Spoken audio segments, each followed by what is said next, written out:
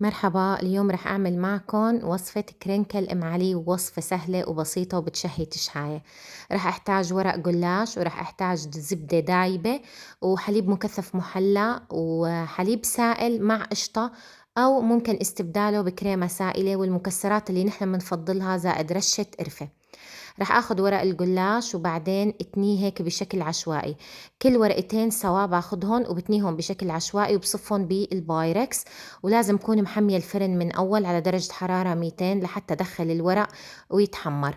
بعد ما عبي جاط البايركس كامل، أنا أخد معي اللفة كاملة 500 جرام، بدهنه بالزبدة وبدهنه بين التنيات مزبوط، وبعدين بدخله على الفرن.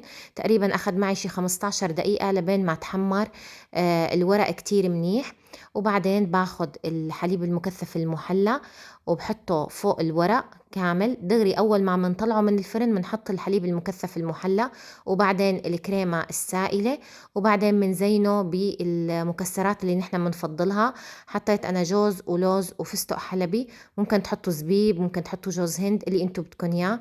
رشيتها رشة قرفة، وبعدين برجع بدخلها على الفرن هيك شوي بس تاخد لون وتتحمر. أخدت تقريبا شي 7 دقايق معي، وتتشرب كل المكونات مع بعض. طبعا الريحة خرافية أول ما طلعتها، بتقرمش وطرية من جوا.